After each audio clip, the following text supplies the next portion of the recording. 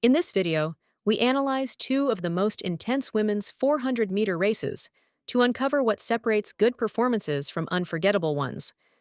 From explosive starts to perfectly timed finishes, every phase of the race tells a different story.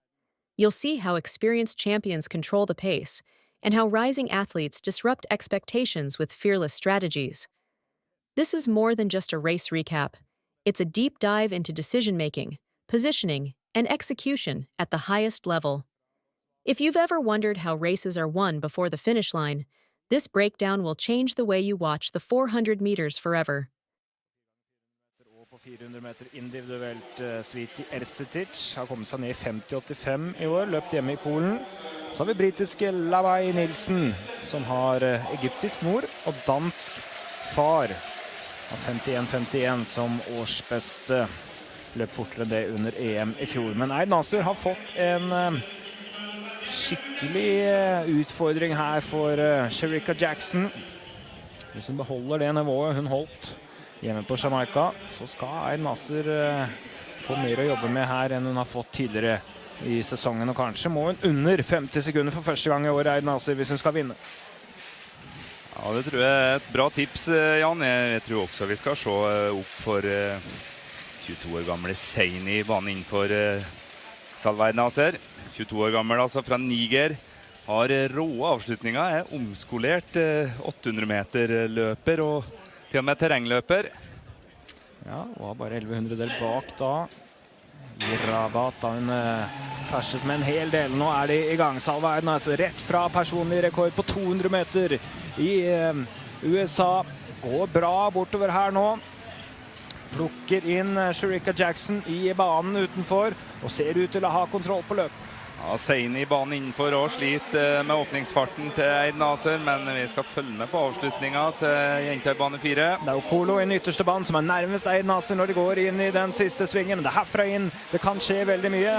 Naser pleier å være sterk her. Får vi se om Shericka Jackson kan komme tilbake. Ser jo ikke sånn ut i det hele tatt når de går ut på selve oppløpet. Det er Seini, den tidligere 800 meter løperen, som kommer voldsomt, og som har Naser nå feier forbi. Kommer seg forbi, for Naser kommer tilbake igjen og tar det 49-18, stevnerekord, og en fantastisk tid på Naser, bare noen hundredeler bak hennes personlige rekord. Årsbest i verden. Nei, det er det ikke, det er noen hundredeler bak det.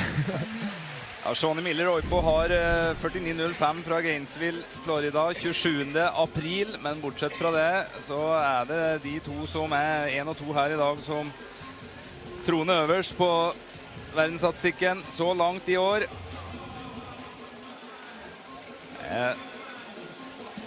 Ropa et lite varsku i forhold til avslutningen til Seini fra Niger, altså viser oss i dag at hun har tatt store steg som 400 meter løper. Siden 2006 er det bare én jente som har løpt under 49 blank, og det er verdensledende Shawnee Miller-Roypo. Og det sier litt om det Naser presterer her, for hun er nære grensa nå.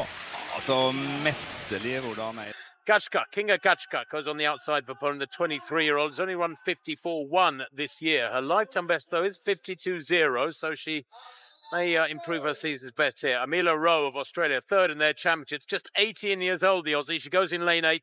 Her first race in the Northern Hemisphere this. She's got to be nervous. Gabby Scott of Puerto Rico goes in lane 7. 51.06. She ran on the 19th of April, but she's a 50.5 athlete, is Gabby Scott. There's Evelis Aguiar, 32 years old. She's improved massively this year. 49.80 at altitude in Bogota back in early April. She only made the quarterfinals in Paris. 52.8 last year. Natalia Bukowiecka, there she is. A real star of Polish athletics. Twice Olympic silver medalist in Tokyo 21 in both relays. She was second in Doha recently. That was only 3 weeks ago or so. 50.92. Good lane draw too for her in lane 5. Sveti Ercetic, another Polish heroine. European champion back in 2018 in Berlin. She's run 51.2 this year, within a second of her lifetime best. Lauren Gale of Canada goes in lane 3, 51.0 this season, but she's a 50.4 athlete at her best. That's a good lane draw for Gale.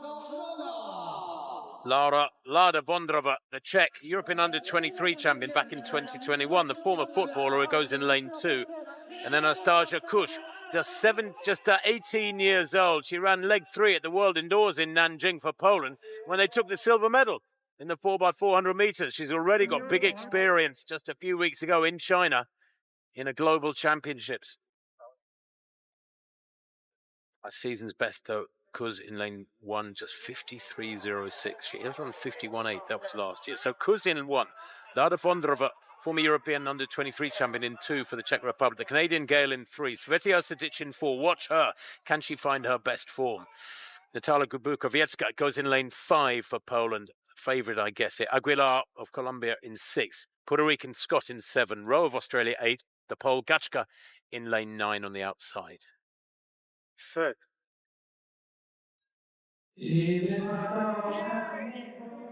Well, Bukowiecka loves to run aggressively. Her season's best 50.9. She ran 48.9 last year at the London Diamond League. There she is in the all-red centre of picture. She's gone off pretty hard, moving up alongside Aguilar of Colombia. Svetlana Sadic has got a lot of work to do at the moment in lane 4. Going well, Scott of Puerto Rico out in lane 7. She eases past the Gachka, the youngster, out in lane 9 in the yellow.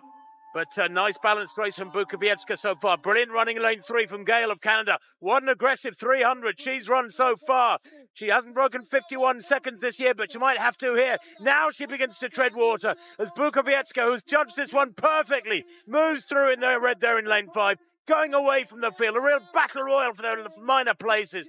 She wins it 50.45. Brilliant run from Lauren Gale, who just started treading water over the last 50 or 60. And then great running and a real battle for third place there towards the outer lanes. But what time has she been confirmed with? 50.44 there for Natalia Bukowiecka. It is a big season's best for her. She has run a second and a half quicker than that, so there's so much more to come. But that puts her up in about 15th place on the world rankings this year. Very, very competent indeed. You know, Hannah, one of the features of her racing is she runs beautifully balanced races. She stays strong down the home straight. And that skill of spreading your strength and ability throughout the full distance eludes so many athletes. No, Bukowiecka, she's always reliable in that last 50 metres. That's a big chunk off her season's best. And she seems to measure the season well as well. It's not only each race, it's as we move through every month and you get closer to a big championships. She just rounds into form. And I think Bukowiecka was part of those relay squads for so long that were picking up medals. And then there was just a change in her attitude a couple of years ago. And she went, no, look, I can get my individual medals. And she almost had to take a step back from her relay commitments to kind of unleash that form and be able to get herself on global podiums. And she picked up a small injury indoors, if you remember as well. She was due to do a full...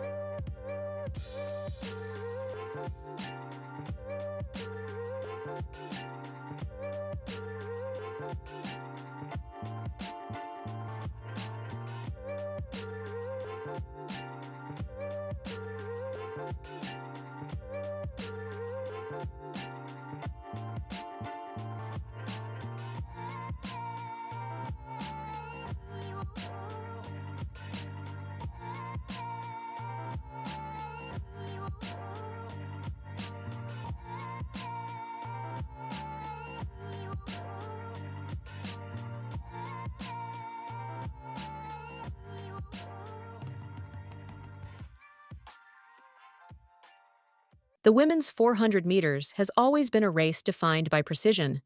But when comparing the 2019 Diamond League meeting in Lausanne with the 2025 Arena Śląska Memorial in Bydgoszcz, what stands out is how differently elite athletes interpret that precision under pressure. Both races brought together world-class fields, yet they unfolded with contrasting rhythms, one shaped by controlled aggression at the highest global level, the other by emerging narratives and fearless tactical disruption. In Lausanne 2019, the race carried the weight of established dominance. Athletes like Salwa Naser and Shericka Jackson entered as proven performers, each with a clear identity. Naser's approach was unmistakable: attack early, control the stagger, and force the field into survival mode before the final straight. From the gun, she executed this perfectly, using the outer lane to build momentum without interference. Her stride remained efficient, even as the pace intensified, a sign of an athlete operating at peak confidence. Behind her, the race dynamic was shaped by experience. Competitors such as Courtney Okolo and Stephanie Ann McPherson understood the danger of overcommitting early. Their positioning reflected discipline, staying within striking distance while preserving energy for the final 100 meters.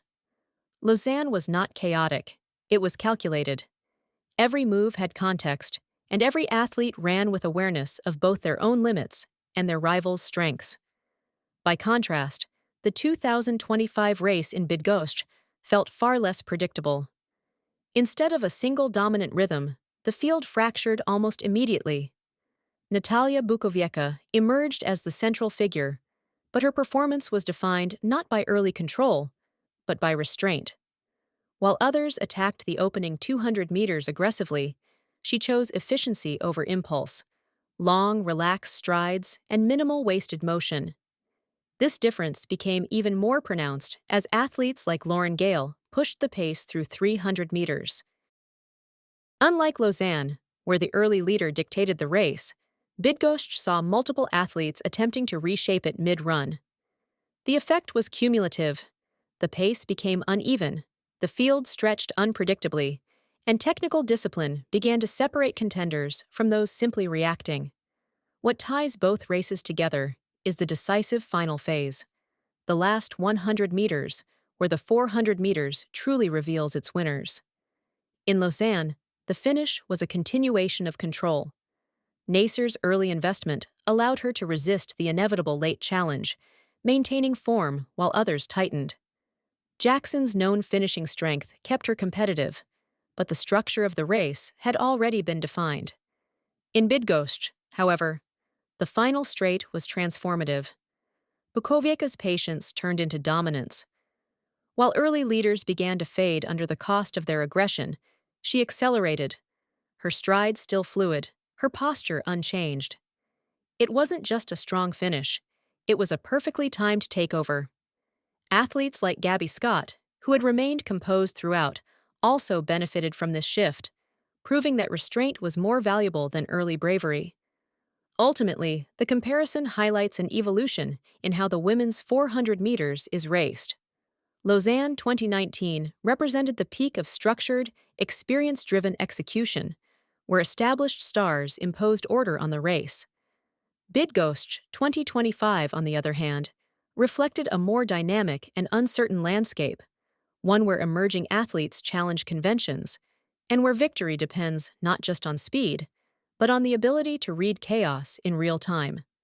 Both races demonstrate that the 400 meters is never just about who runs fastest. It's about who understands when to take control and when to wait.